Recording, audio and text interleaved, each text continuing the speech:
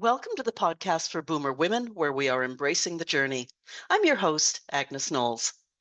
Today is the first time I've had two guests in a conversation. They are credentialed guests, though, so it's a really thought-provoking hour.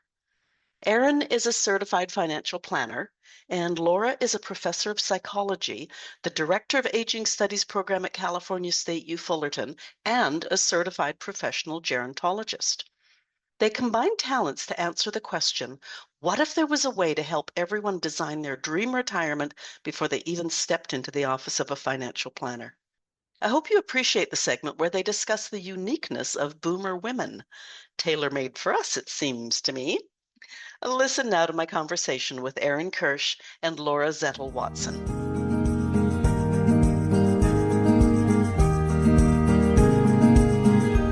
I think this is the first time I've had two guests on one conversation, and I'm quite excited. And these two come with credentials. Erin is a certified financial planner, and Laura is a professor. I got to get my mouth around this. Laura is a professor of psychology, the directing of My goodness. Some things get edited and some things just get left in to make Agnes look like the fool she is.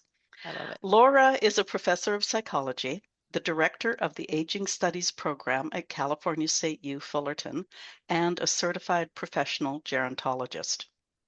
The question that prompted their partnership was, what if there was a way to help everyone design their dream retirement before they even stepped into the office of a financial planner? The result is the Rewarding Retirement Workbook, 6 Essentials Beyond Your Nest Egg. I appreciate the two disciplines collaborating, and I'm looking forward to our chat. Erin Kirsch, Laura Zettel-Watson, welcome to the podcast for Boomer Women, where we are embracing the journey. Thank you. So good to be here. I don't know why I always do that little fist pump when I say that we're embracing the journey. Dear, if we were on video, it might matter. Now, I don't usually start by reading a profile verbatim, but I think it really gets to the point. And I quote, "While most retirement books focus on what to do in retirement, we offer insight on how to have an amazing retirement and explain why a plan based on your values and goals will help you achieve your ideal life. We highlight research findings from positive psychologists and happiness experts, and then translate that research into thought exercises that help you tap into your personalized goals and values. Our evidence-based approach helps you conquer one component at a time to construct your ideal and personally tailored retirement plan. At the end of this book, you will put it all together, creating a comprehensive strategy for making your retirement life the best it can be." End quote. Now, Erin, you got the ball rolling by ruminating about your clients having the dream retirement formulated before they come to see you. So, sorry, I'm going to start with Laura. Laura, you, perhaps the collective you, mentioned that research shows that 50% of happiness is predetermined by genes and only 8 to 15% comes from circumstances like income. Now, a recent guest shared that optimistic people have about 7 years more than pessimistic people. And at this age, 7 years is a long time. Can you speak to that, please? And Erin, feel free to jump in whenever you want. Sure. Yeah, no, in psychology and in positive psychology in particular, there's definitely a desire to kind of figure out if we can put our finger on what the building blocks of happiness and life satisfaction and quality of life, where does that come from? And psychologists, from the beginning of the field have been interested in how much is something nature or nurture. Nature being you're born with it. It's built into your DNA. Nurture is, your environment is shaping you, how you're raised shapes you. And so there are a lot of studies done with twins. If we've got identical versus fraternal twins that share, 100% versus only 50% of their genes, we can get an idea of how similar or different they are, and that gives us an idea. Adoption studies are another way that we can look at the contribution of genes versus environment. So when we find that certain aspects that we think don't sound genetic at all, like optimism, it's really quite fascinating that it does appear that they have some genetic component. So as your previous guest stated, when we do discover a high level in what we call heritability in certain traits like that, it really kind of sets us to thinking, all right, well, if that's what is inherited in our genes, where does the rest of it come from? And I think that's what we were interested in really kind of with this book, drilling down into. We can't change your genetic makeup, but what we can do is take a look at that remaining percentage, the piece that either is coming from choices that we make, lifestyle behaviors, those kinds of things that we do have control over. And so that's what most of this book is about, is really figuring out what those elements are. So we break those 6 elements down, and then talking about where the control comes in. Where do we have the ability? Because we really strongly believe that your listeners are in control, that they're driving the bus. We are driving our own bus here. And so we get to make these decisions and decide where we want to make some changes and what we want to do. Okay, well, that's an interesting segue, because maybe it was my interpretation. At the risk of sounding argumentative, sorry, I keep on looking at my notes because I am quoting Sure. part of what you've done. After the 40% and the 8 to 15%, you asked what makes up that crucial 40% that people actually have control over. Mm-hmm. Now, I want you to answer that question, but Aaron, I want you to tell me that the 8 to 15% income part, I do have some control over. At least, me and my financial advisor have some control over. You do have some control over that, certainly, yes. And how you allocate your investments and how you plan and how you take income from a tax standpoint and plan out your life, that's very important. But there's another interesting study that found that up to a certain point, once your basic needs are met, happiness doesn't dramatically change based on how much money you have. So it's really important to have your not to worry about food. It's really important not to worry about how you're going to pay rent or a mortgage, right? But billionaires aren't necessarily happier than millionaires. Okay. One thing that I've remembered, like literally for decades, is a workshop I went to many years ago. I had a career in elder care. And it was residential elder care. And what they were trying to do was get an idea about probably retirement happiness. I'm not quite sure. And so they interviewed, it was actually in-person conference kind of thing. They had so many older people, I'm using air quotes there, mention that the number one most important thing to their retirement. And as I'm saying this, I'm thinking maybe it's just retirement success as opposed to retirement happiness. But the number one factor was having money. That's interesting. I think, with my clients, running out of money is certainly a concern. And the more money you have, the less concerned you are, obviously, right? But I feel that most people have this anxiety mostly coming up to retirement, but once they're in retirement, as long as their needs are met, they're okay. And as long as they've done the planning, and of course, this is coming from a planner, a financial planner, but doing the planning is really important. It's not just making sure there's money, but making sure that your family's protected.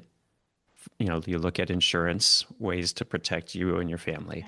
You want to make sure that your estate plan is up to date so that your kids or your other family members or the charities that you care about are going to get your inheritance, and it's not going to be tied up in courts or probate or stolen from someone who shouldn't be getting it, right? So that's important. The estate planning, the protection, the income planning, the tax planning, these are all really important things. So if you're just saving money and that's all you're looking about, that could be a problem. But if you're doing the comprehensive financial planning and looking at all aspects, then I think there's a certain peace of mind that people can have knowing that everything is covered. So I've spent like 30 years worrying about how much. No, I'm just kidding. Okay, now I tend to write my notes based on your talking points, and I chuckled when I read that having a purpose in life can add up to 7 extra years of life expectancy. Now, can either of you suggest that if I'm happy, and have a purpose, I might get 14 more years. I was just going to say that. It's like, I don't know that it's additive. Oh dear. Okay, because I was I don't going know that to, I was going to keep you on afterwards and get your But you can signatures on try. a piece of paper. You can try, and I'll add that we see the exact same thing with strong social relationships is about 7 years. So we might be able to get you to 21 if we play these cards right. Well, I do think, yep, Go sorry, ahead. go ahead. No, you go ahead. I was going to say, I do think that they tend to be often wrapped up in the same person, right? The individual who's an optimist tends to attract the social relationships, and those pieces together probably form that happiness and life satisfaction. So I think we might be tapping into the same 7 years every time, but like you said, 7 years is 7 years. Well, if you want to put me in your Rolodex, I'm just aged myself there, dated myself, is I have this saying that I'm going to live forever, and so far so good.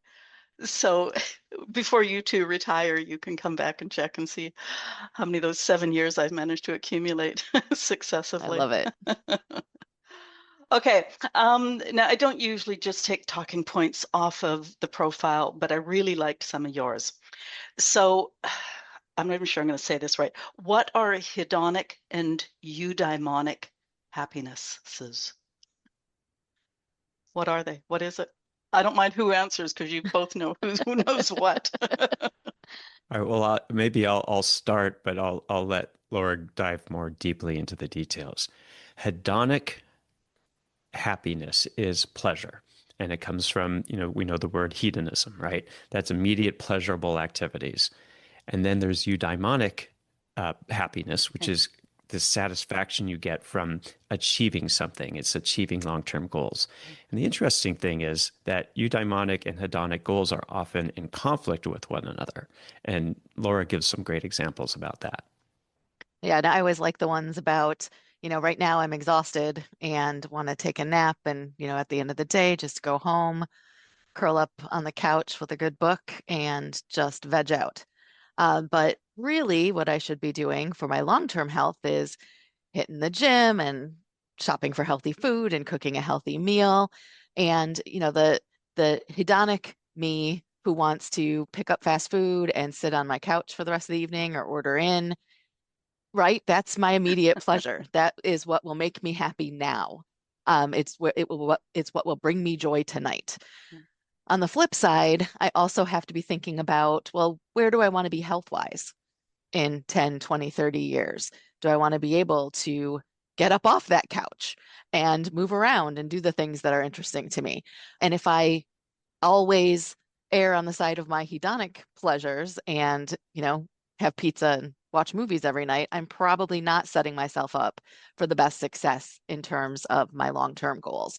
So I think the goal here is the balance between the two. We have to make sure we're always striving for that eudaimonic happiness, the long-term goal pursuit, that self-actualization and realization of those goals. In the meantime, though, if we only focus on that, then there's not a lot of joy in our everyday life. So we've got to find ways to, I could be on a diet, but every once in a while, I got to have that birthday cake or that glass of wine with friends, something that's not going to make me feel like I am forbidding myself from any joy in the daily life. So it's striking that balance in order to find well-being. When I talk to retirees, shall we say, for lack of a better word, that retirement word is just always hits air quotes. They often say that the nice part about this time of life is being able to spend time with their grandchildren, to be able to get involved with volunteer and philanthropic possibilities. Where does that sort of happiness, where it's not a person, well, it's personal insofar, but you're giving out the energy and the care and the happy, whatever, where does that fall? That's the blessing of retirement, is to be able to move from the things you have to do, which is maybe raising family, having a career, all these responsibilities that you have, to now getting to do the things you want to do. And if that's spending time with family and grandchildren and volunteering, that's great. But the other thing is there's plenty of research that shows that doing things for others is a lot more rewarding than just doing things for yourself. And if you talk to most people, most people who donate money will get more pleasure out of donating money than the recipients who are receiving the money. So there's plenty of research on that. Giving and being selfless is really an important part of happiness. Okay. Now, the study that you cited, can't remember what it's called off the top of my head, found that relationships matter more than money for happiness. Now, how does this change how people approach retirement planning? That's a great question. I have really focused a lot in my career on social support, social networks, relationships throughout life, and in particular in the years after the age of 65, which often coincides around with the retirement period. And I think it's one of those things, just like Erin had said earlier, about money is important to the point that your basic needs are met. And we can go back all the way to, we've talked about Maslow's hierarchy of needs, where it's like first you have to be safe. And then, from the evolutionary theory, if you're being chased and about to be eaten, it doesn't matter if you have something to eat. You first need to be safe. Then you need to have food and shelter and the basics. But as we, as humans in particular, have kind of reached more self-actualization, we get to this stage of belongingness. And that's where once our basic needs are met, we need more to feel fulfilled. Health is going to be a big piece of that. I think people don't think about health until they don't have it, or until they start to feel like they're losing it. So health is certainly another one of those pieces of the puzzle that we need to make sure we are taking care of. But relationships come in right next to that. And we absolutely see, I mentioned a minute ago about that being another thing that can add years to our life expectancy, feeling like we've got high quality relationships. In terms of a planning perspective, I think for the majority of us as social creatures, planning for our future involves other folks, whether it's a spouse or partner, that's an obvious one. But a lot of others are going to be thinking about children, grandchildren, sometimes siblings. I mean, my sister and I joke regularly. We're like, okay, when we end up, we want to have that sort of Golden Girls lifestyle. I think about it every time I'm on a beach somewhere. How much fun will this be with my sister someday? But those are things that if I'm thinking about only myself, I'm not considering that piece of the future that is very central to future goals, which are the human parts of, where I want to be is not even as important as who I want to be there with. Okay. Yeah, Agnes, if we think about humans, we're a hypersocial species. And if you just think of it from an evolutionary standpoint, we're not the strongest animal out there. We're not the fastest animal out there. We don't have sharp teeth, right? But we've survived as a species for all this time and got to the top of the food chain by being cooperative and highly social. And so that is hardwired into who we are. And so relationships are so vital to our survival and our happiness. If 100,000 years ago you left the tribe and you were out on your own, that was a death sentence. Yeah. Right. So we need other people to be happy. We need to give to other people to be happy. We need to have these relationships. It's vital to our survival, but it's vital to our well-being. This is really interesting, and having two of you on at the same time is really interesting, because when I put that question into my notes, I was thinking, this one's for Erin. But then I also realize now that what I should have said is how this changes how people approach financial. Let's just change it into a question. Does it change how people approach financial planning as opposed to retirement planning? Oh, absolutely. Almost everyone I work with, whether they have kids or they have nieces and nephews, they're always talking about taking care of their family. And when they're doing estate planning, is I want to make sure my kids are doing well. I want to make sure my grandkids are going to college. I was just speaking with someone the other day whose sister passed away. She did not have children, but her estate plan is leaving money to a dozen nieces and nephews. So this is really important. Family is super important, whether you have immediate family or or extended family, it does play into things. And there are parents out there with kids who have special needs, and their number one concern is, Yeah. what's going to happen to my kids when I'm gone? How do I take care of them? How do I protect them? And the money part is vital to all that. Money is the tool to get what you want out of life, and it's the tool to help those who you care about. It's not the end all be all, but it is a great tool. Yeah. Yeah, interestingly, I do have a friend who is a single woman, no children, and she's constantly making arrangements for the nieces and nephews. She's still young and busy and vital and all that sort of stuff, but it's, yeah, as you say that, it's, relationships, eh? That's so important. Now, you say people should focus on activities rather than goals. I found that interesting. I don't know who's going to jump in on any of these now. Well, maybe I'll start that. For it. Maybe I'll start that and have Laura finish it. We can have goals, but when we're boomers, you could have a goal to race in the Tour de France, or run an Ironman, or do an Ironman race, or you can have all these goals. Are you going to accomplish them? Well, probably not. But keeping busy is really important. Having something to do is really important. There's a lot of people who retire and they don't have a purpose and they don't have activities to do. And it's really hard to move from a life where you're very busy and you have a career and you have other people that depend on you to doing something completely different. And finding that purpose and having activities that support that purpose is really vital to having a rewarding life in retirement. Yeah, and I think we stumbled across a really interesting study when we were researching this idea that you can have these goals, and oftentimes announcing them, making them public, telling them to other people actually reduces your chance of achieving it, which, and I'll say as a psychologist for decades, that was really surprising to me, because I was always, it's accountability. If I share, I want to exercise more, and I tell that to Aaron. He says, great.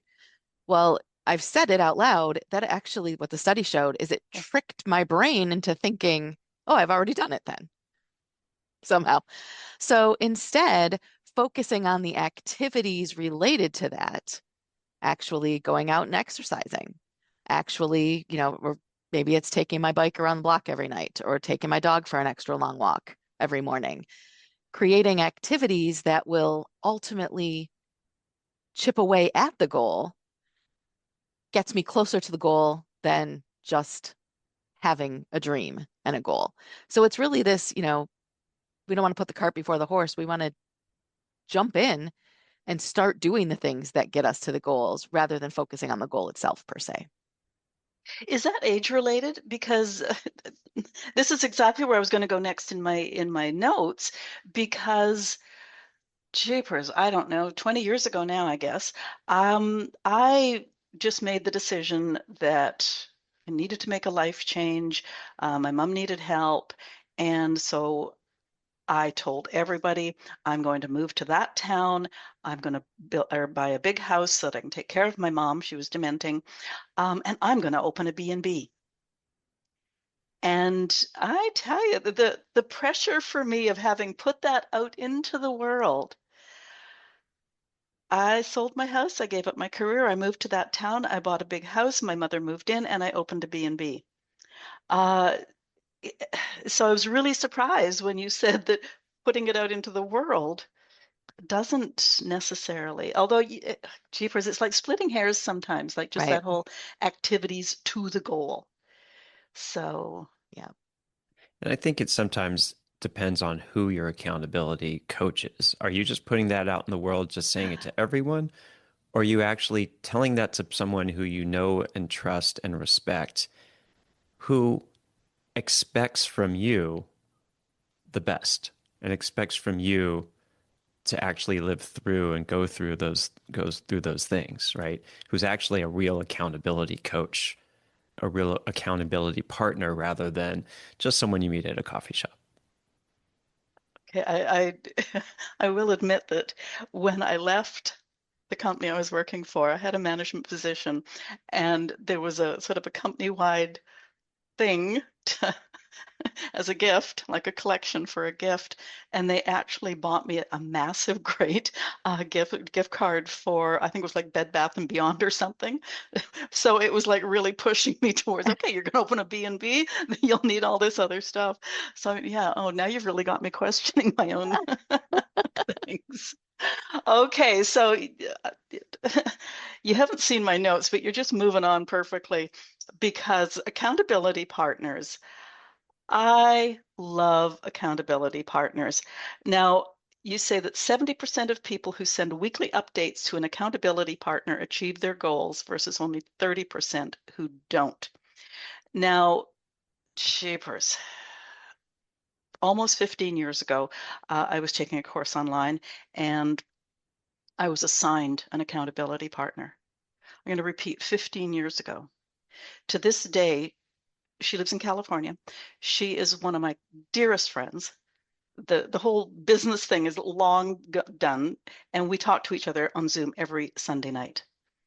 I do have an accountability partner. I'm in Canada. She's a Canadian woman living the dream down in the Dominican Republic.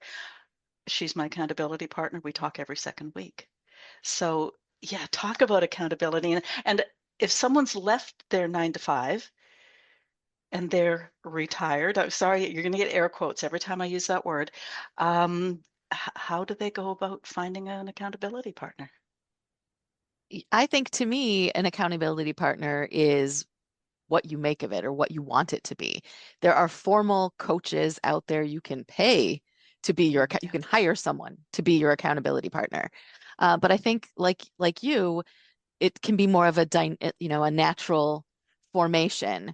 You found somebody who is just kind of a kindred spirit, who you feel like you're on the same wavelength with, and you just decide, this is somebody who, as Erin mentioned, I trust, I respect. Their opinion matters to me. That is an excellent person to create as your accountability partner.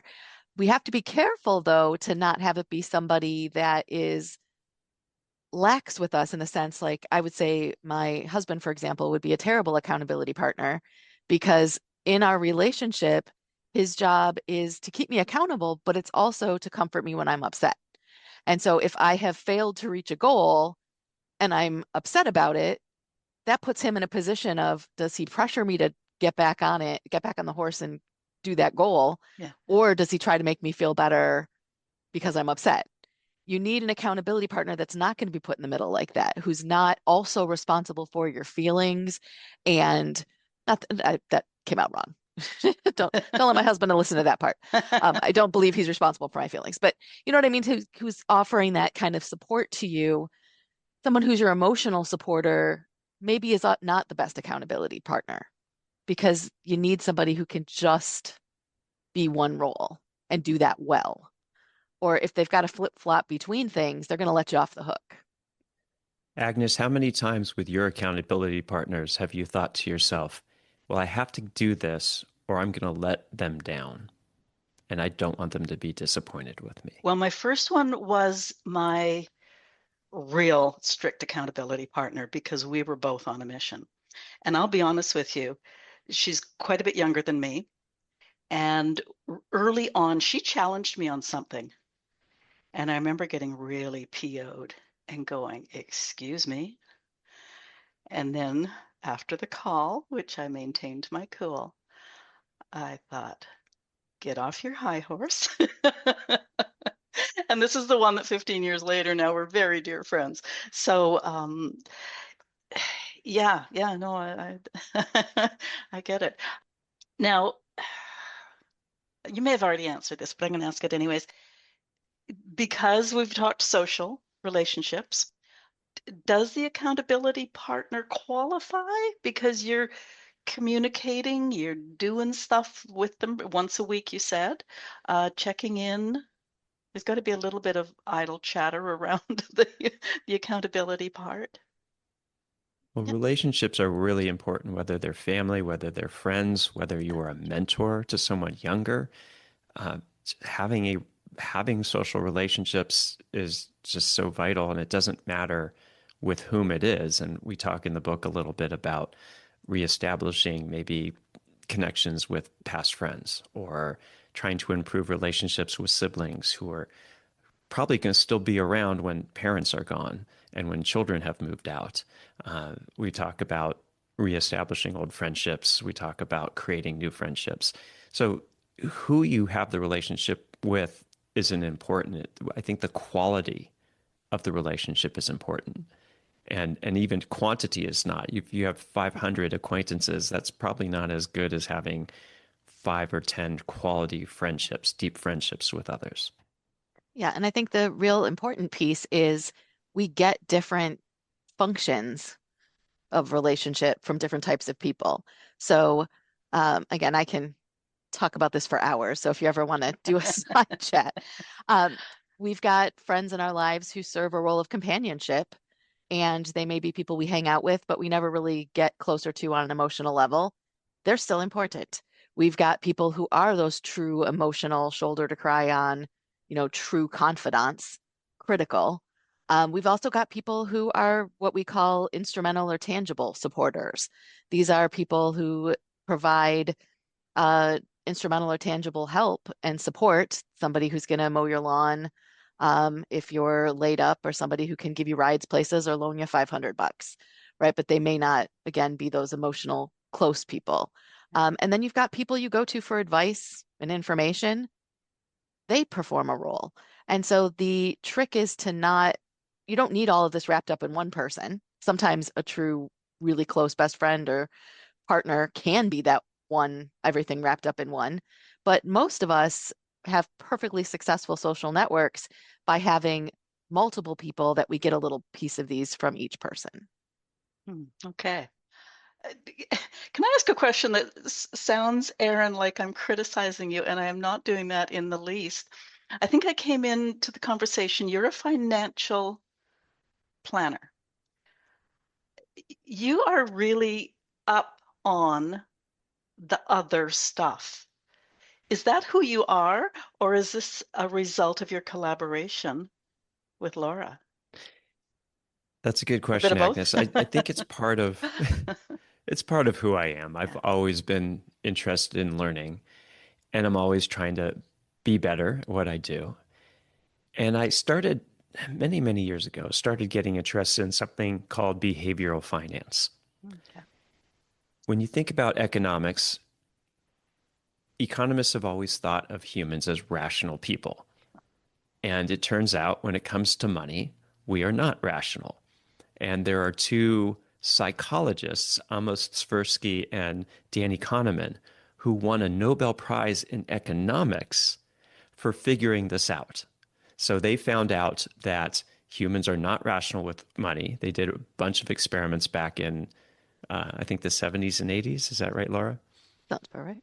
And so they're Nobel Prize winners and economists as psychologists figuring out this kind of thing. So being able to understand how people relate to money and how they deal with money on a psychological level, not on a rational level, because we're not rational as human beings, especially when it comes to money, was something that got me very interested in this. And then just this whole psychology of retirement.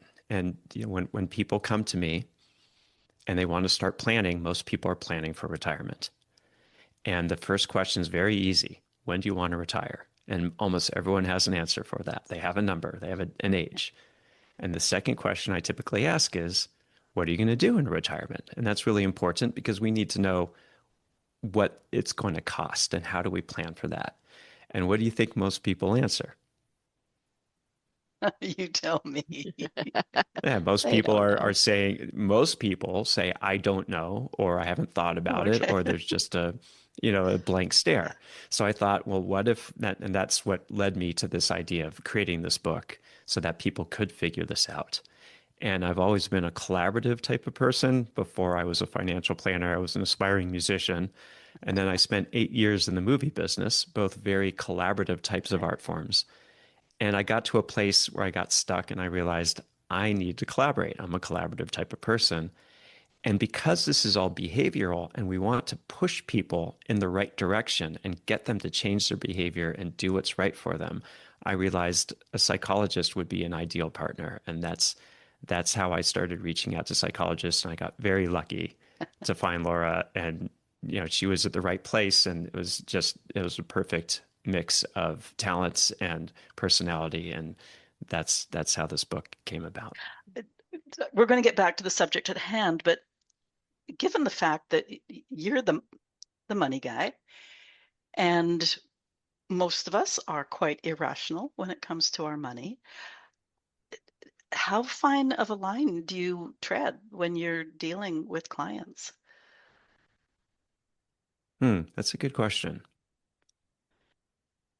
We're obviously going to do the logical stuff, and we'll do the numbers, and we'll make sure everyone's okay, and we'll make sure everyone's invested the way they should be invested. But sometimes people are afraid. So, for instance, there was someone I was working with who was very young, but she was very conservative, and she didn't like losing money. And I had to show her that, look, if you don't take risks now at your age, your risk is running out of money when you retire. So you need to take care of that fear that you have and go for it, because otherwise you're not going to live the retirement that you want to live. So that's just one example. There's some people I work with, there's another couple I work with, they're extremely aggressive and they're nearing retirement and they have a lot of money and they don't need to be aggressive. In fact, they run the risk of losing money and wrecking their retirement. If they go more conservative, they will never run out of money. And if they continue to be highly risky, they have the chance of running out of money, right? So this is how we're irrational. And how I deal with that is, it's really hard to deal with that because people are not fully rational. But I show them the numbers. I show how things would work out. And then the other thing I do is I try to make people aware of our biases as human beings, of our irrationalities. And I point out what humans do. And often people will say, oh, yeah, okay, I kind of see that behavior in myself. I understand that. And okay, we'll go the rational, logical route because I now understand the biases I'm bringing to the table, and I'll do my best to overcome them. Okay, I'm going to just write myself a note to message my financial planner and tell her to send me a thank you note. Because, 30 years ago, it was like the high side of moderate risk. I won't say high risk. I don't think I'd ever go there. But now as I'm older, it's like, nah, we're bringing that risk factor down quite a bit. So there we go. Okay. All right. You have a division of time. You describe 3 phases of retirement. And I love this. The go-go years, the slow-go years. I had go-go boots. I'm not old. The go-go years, the slow-go years, and the no-go years. So what do people do now to extend the go-go years? Sorry, I have to dance every time I say that, and avoid premature decline. That all comes down to taking care of yourself. And the 3 main components of that are proper sleep, proper nutrition, and exercise. If you take care of your body, you're going to have a longer period of go-go years. You're going to get to enjoy your retirement, enjoy your boomer years, because those are the 3 magic things to keep the decline from happening. Yep. And it is that simple. I might add a 4th thing in there now as stress control and reduction, although that one I just laugh at. I can't say that with a straight face. Just being a, working parent and, just trying to balance everything. I think there's no way to not have stress, but yeah, that's exactly the recipe. You keep yourself healthy. The earlier you start, the better the outcome. But it's never too late to start. I think that's the most important message, is even if you are well into retirement, and I'll put the little air quotes up too, you can still start tomorrow. But everybody who starts tomorrow, a year from now, will be able to say, I started a year ago. So there's always a benefit, even for people who are lifelong smokers. I mean, I'll tell my students this: you can smoke for 40 years. If you quit tomorrow, a year from now, you're going to be healthier than if you don't quit. And 10 years from now, you can erase most of the damage. So it's possible to regain health and get on top of things. And every step we can take gets us closer to having longer go-go years. So it's like, I got you both dancing. I'm dancing too now. So it's like that old proverb that the best time to plant a tree was 20 years ago. The second best time is today. Now, you got it. You got it. All right. It's interesting talking to two people because the time just flies. Now, before we get to the workbook, have we covered the 6 essentials beyond our nest egg? Have we missed anything? I've got a little cheat sheet here. Good. We talked about happiness. We talked about purpose a little bit. We touched on purpose. I don't know if we talked really about values, and that's something that we really emphasize, is that if you know what your values are and you live your life based on your values, that's going to give you purpose, and that's going to make your life more rewarding. So I think we could probably touch on that. We talked about, and the other thing we really didn't talk about is environment. The living environment. Yeah. Ah, okay. Like where you're going to live, what the climate is, what are the amenities where you live. If you want to stay in your home and age in place, or if you're going to relocate, if you are going to age in place, do you have a 2-story home or do you have a 1-story home? Do you have the right door handles on your doors? Those kinds of things. So I think those are the things we didn't touch on. Okay, I just want to say that at some point, like I'm in the process of rebranding a bunch of things I've done in the past. And you're making me feel really good because I have got some of those questionnaires. Where do you want to live? You know, blah, blah, blah, all those little things. So this is great. Do not think that I came to this episode and then just went and cheated off all your stuff. Okay, so who wants to start then with, was it environment and... Yeah, no, I think And values. that's what we focus on by developing a workbook. Was we didn't want just a, read this and think about it. We wanted to read this, think about it, and do something about it. And we wanted it to be step by step. So there are literal worksheets in there that lead the reader through step by step. First, think about these things. Now that you've got this, go through and circle this and cross this out. And it's really leading people through an easy process. If I just ask you cold, what are your values? You'll probably come up with a couple, but will they be, fine-tuned? We try to walk through a process that allows you to fine-tune without all the, mental math. And so that's kind of how we lead people to think about values. And then throughout the rest of the workbook, it's remember those values that we determined were important for you. How do they apply here? Are you being true to your values when you make these other decisions? And I think at the end of the day, the ultimate goal is for someone like me or you to be able to walk into Erin or any financial planner and say, I've done some homework. I'm here to help you do your job to help me do this as successfully as possible. And so that was the whole is really just, can we create a tool that is user-friendly, that gets the user there in, a fun and easy way, and then allows the back-end user, the financial planner, to have something tangible to help individuals make these decisions.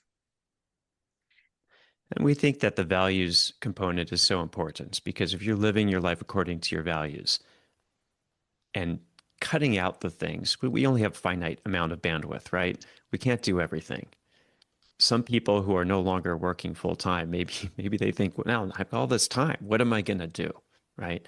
But by having your values guide what you do, guide your activities, guide your day, create purpose for you so that you can live a meaningful life, that's where it's all at, right? You're not spending your time in front of the TV day and night because you have something to do and a reason to do it. Unless watching TV is a high value for you, then maybe you do that. Well, I recently interviewed someone who said statistics show that people, I don't know, between like age 65 and 74, and this is in the States, but I think it sort of goes for the entire Western world, they watch like 4.3 hours of TV a day. So if you want to do something, I just heard somebody, he was a very successful author interviewed on talk radio the other day, and he was said, like, how should people pursue their dream? He said, put down the phone, turn off the TV. So when you think about 30 hours a week available to you to do something productive or valuable, to just play on that word, yeah, pretty crazy. You're right. And that doesn't even include the time on the internet and scrolling, the doom scrolling that we do and the mindless just going through all of the things on the web. I mean, add those two together and you can easily come up with more than 40 hours a week of free time. Yeah. And if you have a clear idea of what your values are and a clear purpose of what you want to do, you wake up every day excited with a list of things you really want to get done, and you're not going to waste your time 4.5 hours on TV or doom scrolling through the internet because you have things to do. You have a purpose. You have a reason to spend your day in a productive way. Is it also safe to say that, with your workbook and your worksheets is, if somebody says, nope, I'm going to stay in my home, I raise my children here, blah, blah, blah, blah, blah. And then year and a half up the road, they have an accident, they break their hip, and they say, I got to sell because I need a bungalow. That, nothing's written in stone, shall we say, except your values. So true. So true, Agnes. I'm a certified financial planner. I tell people I don't like doing financial plans. I like doing financial planning because life always changes. And the second the ink is dry on a financial plan, it's outdated the next day because things change. Life changes all the time. So having a plan in place is important, but being able to adjust along the way as life throws curveballs at you is really important too. And that's why by getting people to focus on what their underlying values are, where the important relationships are, what the important meaning and purpose is in life, that helps to keep the focus so that when all plans go awry, as they eventually do, we still have the compass pointing north. We still know what direction we want to head in. So once we've got those things established, the planning can stay on top of that. Right. Now, this podcast is called the Boomer Woman's Podcast. We're talking retirement, air quotes. Now, is there an age group younger than us who should actually be doing this to get the most financial planning benefit? The planning should start as soon as possible. It's plant that tree today if you haven't planted it 20 years ago.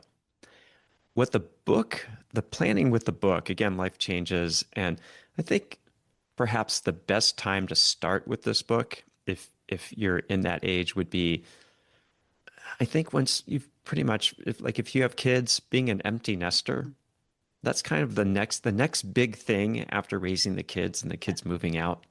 The next big thing in life is retirement. That's the time you start thinking about these kinds of things. Where do you want to live? What kind of life do you want to have? These are really important questions once the kids are out of the house, or if you're nearing retirement, in quotes, if you're nearing the end of your career and you're looking for the next big thing. I think that's where this book really fits in well. And then if you're recently no longer working full time, this is really good too, because it helps you set up your compass pointing north, as Laura said, so that you know what you're going to do, so that you can create that purpose and that meaning in your life and really enjoy those years in your next stage. I think for us boomers, we've considered a number of the things that are in your workbook. Have any of your clients who are younger, they're empty nesters perhaps, said, holy crap, I never even thought about that? Is there any part of that? Oh yeah. Plenty of people don't think of this. And many people haven't really thought much about it at all. When you're busy with your career and trying to make ends meet, and possibly if you're raising a family and just all the chaos that goes with that, there's just no time to think about any of this. And I think that once you get to that emptiness area of life, then that's when you really start thinking about these things. And Again, I'm a planner. I love planning, but I do recommend that people actually start trying to figure this stuff out when they're thinking about it, because you only get to do retirements once. You only get the second chance in life once, and you might as well you've worked your whole life to get there. You might as well enjoy it to the fullest. So figure it out ahead of time so that when you get there, you maximize it. Right. I used to work in the movie business, and we would take multiple takes of scenes, and actors would mess up a line or whatever, do it again till it's just right. Well, we don't get a second chance. We don't get a second take in life. So plan it out, figure it out now so that you can make it the best you can possibly make it. And Agnes, for your listeners, I think this is one of the things I've noticed studying aging and gerontology for the last couple of decades is the boomers are really unique, particularly the women in this generation. For women prior to the boomer generation, retirement was not a thing a woman did. It was something that her husband did, and she kind of went along for the ride. Women were not considered in the retirement equation. It was a conversation between, a man and the financial planner, and, the conversation might include like, what do I leave my wife? With the boomer generation, this was the first generation of women that we really saw in large numbers who were in the workforce, who took control of their own finances, who maybe, survived widowhood, divorce, in charge of themselves and their own money. And I think it's really exciting for me to see the boomers setting the stage for the next generation of young women who I think get to see their mothers and eventually their grandmothers be able to demonstrate that women can take control of their finances, that women can be in charge of all their decisions and how they want to spend their entire lives, and not have to have it be dictated. And so this is something that is really exciting to me, to be able to reach this audience in particular, because this is our time, right? We get to make these decisions, and we get to be in full control.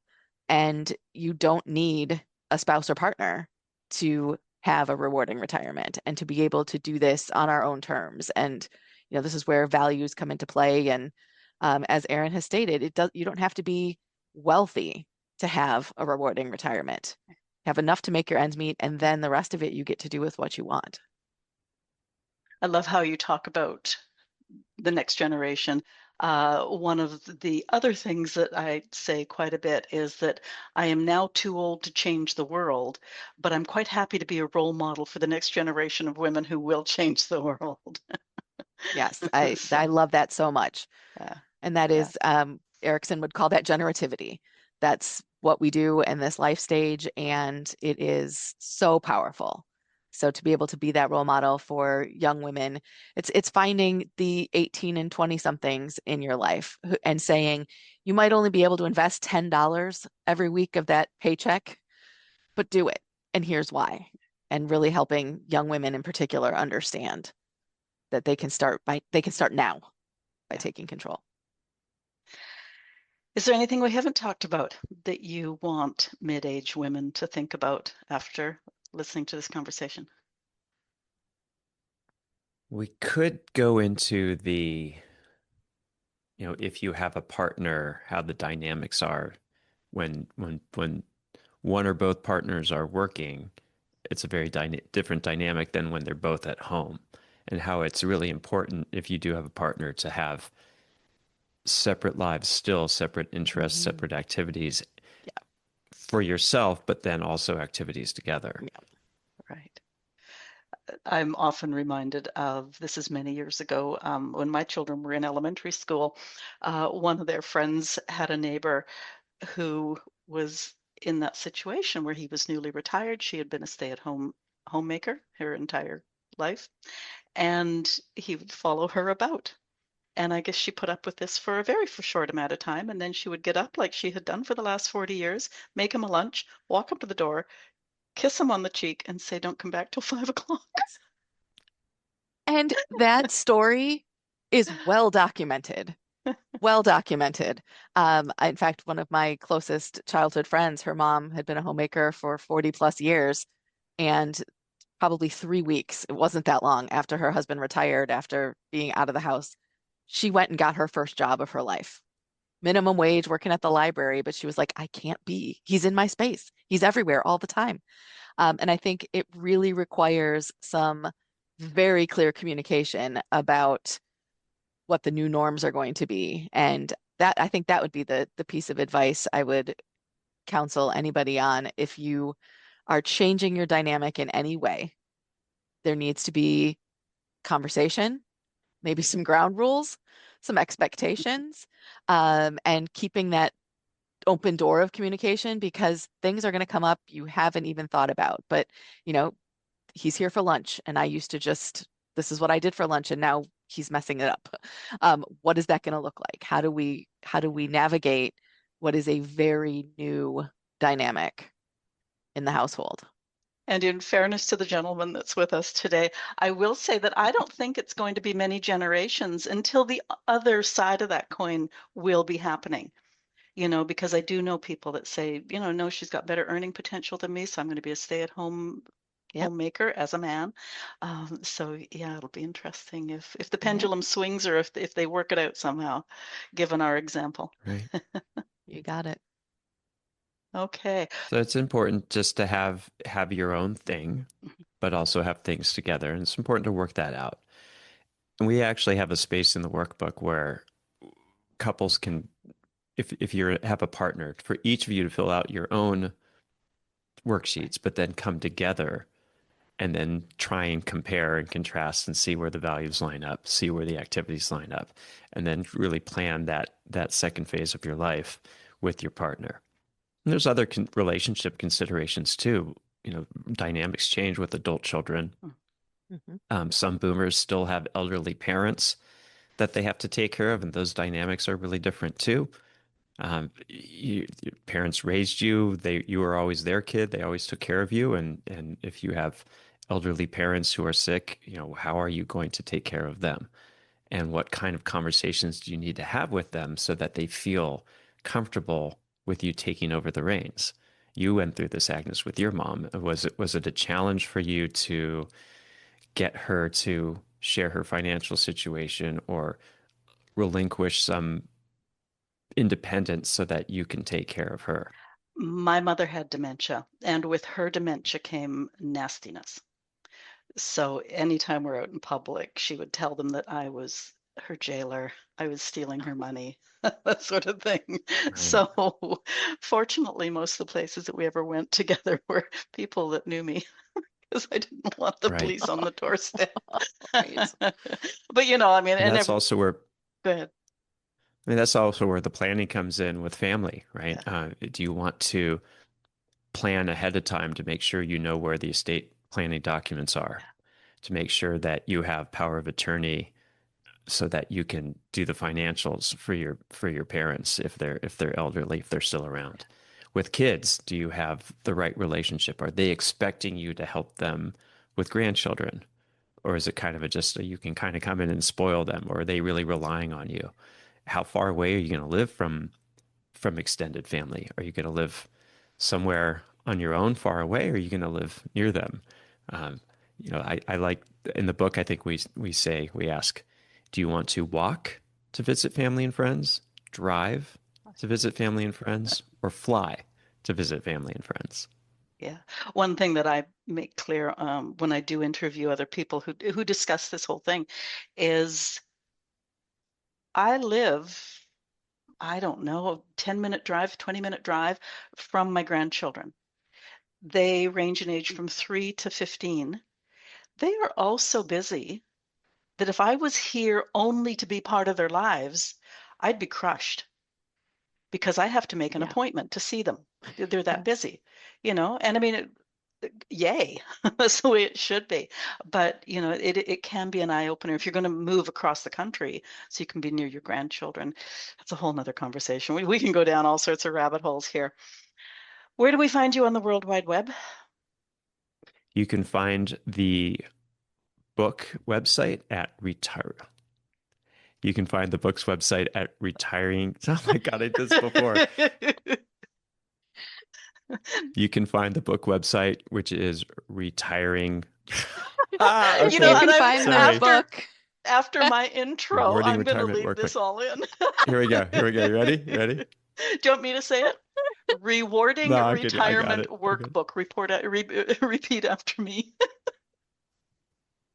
Our website is the rewardingretirementworkbook.com, and the book is available on Amazon. Well done. Okay. The tongue twister. Oh, dear. So, okay, I usually ask people a more personal question at the end. Erin, you've already partly gone there. First of all, I ask permission. May I ask you a slightly more personal question before we close? Sure. Laura's living in fear right at the moment. I love it. Now, Erin, you were the original impetus for this project. How did you find Laura, and why Laura? See, you started on that a little while ago, but I just did a bunch of emails. I just started looking up professors of psychology, and I started sending out messages.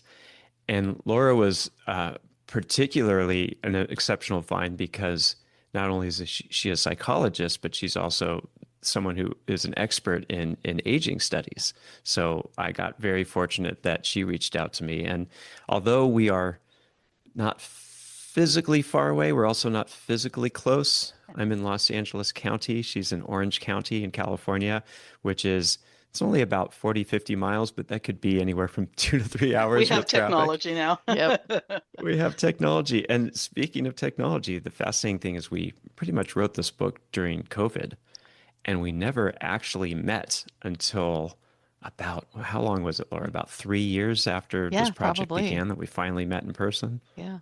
Holy moly. And now, Laura, what enticed you to say yes to the collaboration? I think after spending a couple of decades in academia where, you know, I'm a researcher, not a practitioner as a psychologist. And so I spend all this time doing this research, and you publish stuff and it goes out into the world and you just kind of wonder what happens to it after that, right?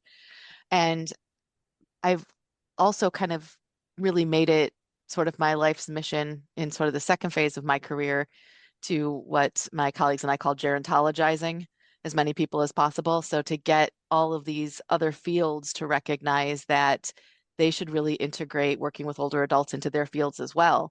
And so when a certified financial planner comes knocking at the door and is like, I'm interested in gerontologizing my field, it was almost like this unicorn of like, really, there's a professional who provides a meaningful service who wants to know about this research and actually incorporate it to make services better. And so for me, it was a very easy sell. And then Erin is just so lovely to work with and just easy to get along with. It was a no-brainer to just be like, this is the opportunity to get that research out into the world in a meaningful way. That's interesting you say that, because I've talked to a couple of financial planners who retired and then went, oh my God. It was a case of physician heal thyself. And then they got into the business that Erin's currently in, of saying, well, I'm sure they're saying, don't do what I did. They were saying, you got to be prepared this way and that way. So, okay. The website link, and I'll get it right, I promise, is to the workbook is in the show notes. Any links, other links that you want included will be on your page at our website. Listeners, if you have thoughts on today's show, please talk to us. The creative partnership between a gerontologist and a financial planner is unique, as far as I know, in the world of retirement planning. It's brought us an interesting view. I'm curious what you think. Leave comments where you're listening, or if you're listening at boomwithabang.com, scroll to the bottom of the page and talk to us there. What question did I not ask these two people? Ask it in the comments and I'll get you an answer. Share this episode. Together, Laura and Erin have raised issues and possibilities that we may not have considered. After you send this conversation to a friend, you may have a lot of fun discussing possibilities and filling out their workbook. If you enjoyed this conversation, click the follow button at your favorite podcast platform. It helps us grow. I'm also registered at Substack. Following there is free, and you'll get notified every time an episode is released. Have you checked out the resource tab at Boom with a Bang yet? You can look up previous podcast episodes by subject. You can find books written by guests, including today's workbook, some interesting courses and offerings, lists of age-appropriate job and philanthropic possibilities. And if you're at all curious about the life of a house/pet sitter, I'm journaling that journey on the website too. Erin Kersch, Laura Zettel-Watson, thank you for being my guests today and giving us a lot of food for thought about the potential of our post 9 to 5. Interesting seeing, you've come together like a lot of collaborations do, but it's still interesting seeing the different lens that you bring to the subject. So thank you for that. I appreciate it. Thank you so Our much. pleasure. Have a great rest of the week.